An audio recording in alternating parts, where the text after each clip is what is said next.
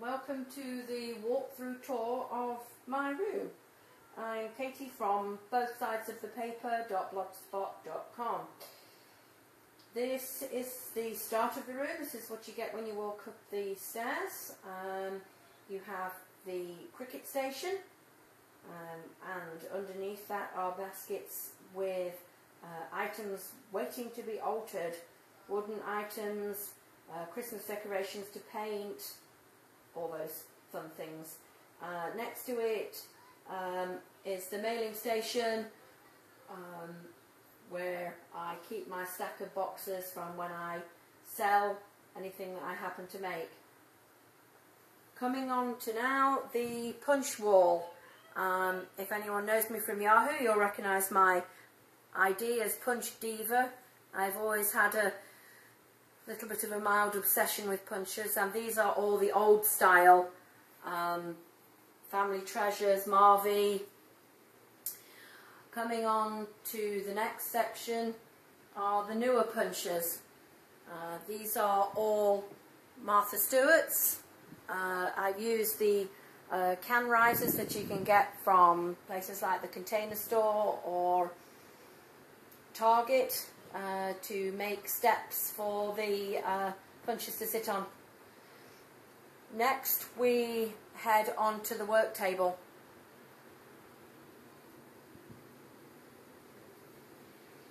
This idea came from a lady on 2Ps. I'm sorry, I can't remember her username, but she got her husband to make a stand for her cubes to make them look more cohesive. I decided to take it one step further and make it into an island. Took a little bit of persuading hubby to get out the tools, but a couple of days later we had made the base and made a 5 foot by 4 foot tabletop out of MDF and wooden beading, painted it, and pottery barn, eat your heart out. Now we have, on this side, we have the wall of paper. This is where the majority of the cardstock is held. I like the paper right at my hand, right ready where I'm working. Next we have the small drawers, and in these are wooden dies. And I also keep my Sizzix and Big Shot dies in the drawers too. They're very heavy, but they make a good base for the table. Coming round to the next side of the table, we have more paper. Stamped paper and paper set into sections for themes. Onto the tabletop we have a Jetmax turntable with my most used tools, my AGT guns, scissors, Martha Stewart circle cutter. Then coming on to the office style stamps and my basket full of glue and my most used items, my X-Acto knife, my ink pads. The tabletop has 2 full-size cutting mats. Eventually I'd like to have one that fills the whole table, but that's not in the budget right now. Next thing we step across to is the cutting station. Next to the cutting station is the colouring station, and here is where my Copics have a home. If you've been a follower on my blog, you'll recognise that I love to colour, and this is where it all happens.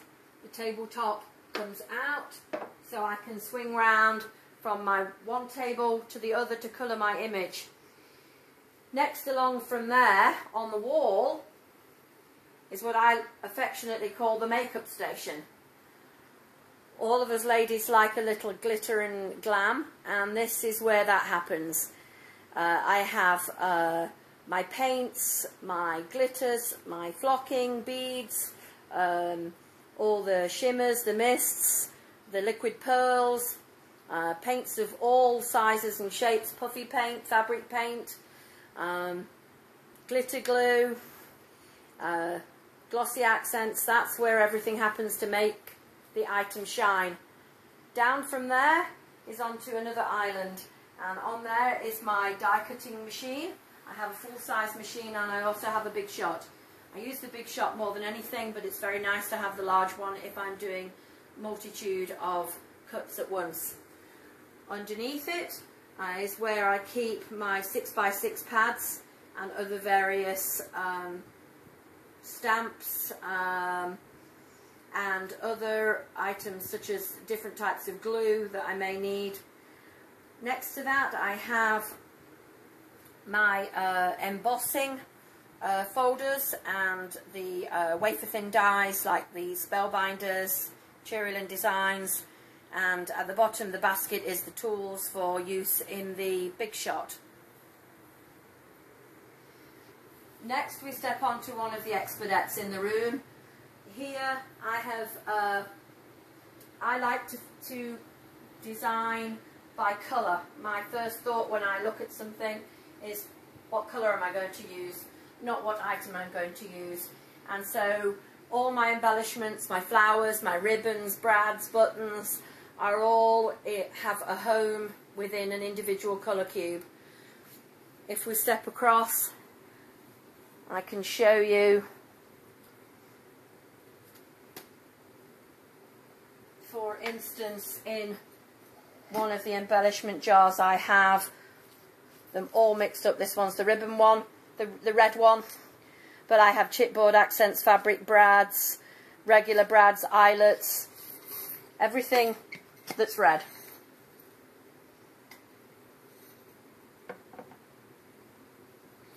I also have my rubber stamps. I individually box them up by company, and then some of them are by theme. I know that many of us like to buy those $1 stamps out of the bin at Michael's, and I organise those by theme. They're both wooden mounted and unmounted. Most of the ones I buy now are unmounted stamps and use on a cling block. In the far cube is where I store my paper flowers. I have Prima and Wild Orchid Crafts. I separate them so I know which one's which. And then I also have a box of pearls and a box of rhinestones.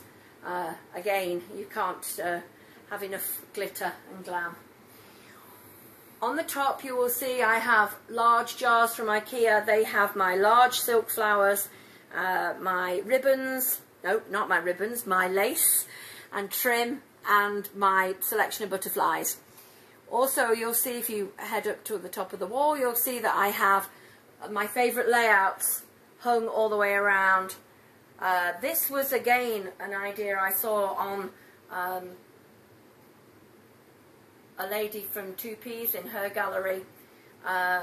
They are simply curtain rods from Walmart. Very easy to do, especially if you've got a handy hubby. That's the one behind the camera today.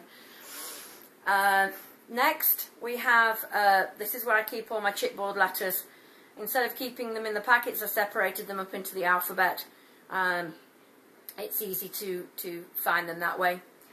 Then I have another embellishment centre on the wall.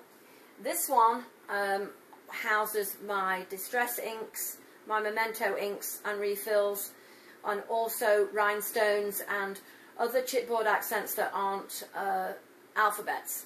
I like to keep those together. Up above the window you'll see I have floating shelves from IKEA. I don't think crafters could do without a trip to IKEA. And up there are some of the creations other than cards that I have made over the years. Coming down from there I have another embellishment wall, and in there I have these are all my letters. It doesn't matter whether they are acrylic or metal, whether they're a brad or whether they're a bead. If they're an alphabet, they get sorted into the alphabet jars. This is also where I have a lot of my other metal embellishments, my jewellery findings and my clips. Coming down to below the window, you'll see my rug I particularly picked up again from IKEA. I thought it looked like a piece of scrapbooking paper. Under the window I have more cubes. Now these are my theme drawers. If I want to make a birthday card, I'll go in the birthday drawer. If I want to make a card for a teacher, I can go in the school drawer. Pets, animals, babies, baby boy and girl split separately. It makes it so much easier. And inside them you can see that I have a mixture of items other than small embellishments. So if it is particularly, this is the cooking drawer, and these are candy and cupcake stickers. I also have distinct ribbons that go with a theme, the same with paper and other accents and other stickers. I find it a lot easier to work this way. If I have a theme, all I do is pull out the drawer, take it to my desk and work from there. Again, you can see this one's got 4th of July and this one's birthday. Birthday one's pretty full. Everybody's got plenty of birthday cards that they need. Pets, and it goes on across the wall. Moving on to the other wall, this is my other Exponet, and in here I have my completed scrapbooks across the top. I have my photo boxes with all the photos that need to be scrapped. Of course, these are all ones that are pre-digital. When you used to take your roller film in, goodness knows how many years it would take me to get caught up, but maybe one day. Then I have my 12 by 12 storage boxes, and in these I store things such as my refills for my ATG. No, I've been watching too much America's Got Talent. I buy it by the case once a year, makes it a lot easier. I also have pop dots of the tape adhesives. Then I have inks and everything easily accessible. I have other miscellaneous items in the brown boxes, large chipboard sheets, stuff from when I used to be with Club Scrap that of course I can't really store with anything else because it's so distinctive. I have mulberry papers, specialty papers in there. I have some acrylic stamps that haven't been organised. Turning back to the other Exponet, I want to show you how I store my $1 stamp sets from Michael's. I have taken them off out of the individual packets and store them on acrylic sheets which I cut from a master sheet and put them together by theme. So this folder has on it summer, vacation, flowers, animals, and it's a lot easier. And each one I stamp the whole sheet on the back so I can see what I'm looking for. Makes it very much easier when I'm looking for a sentiment. I can find a thank you, a happy birthday, thinking of you, very easily. And these little folders were from the photo department in Walmart. They're designed for storing your photo CDs. And I think that is about it. I hope that you've enjoyed this, and if you have any questions, please leave me a comment. Thanks very much. Bye-bye.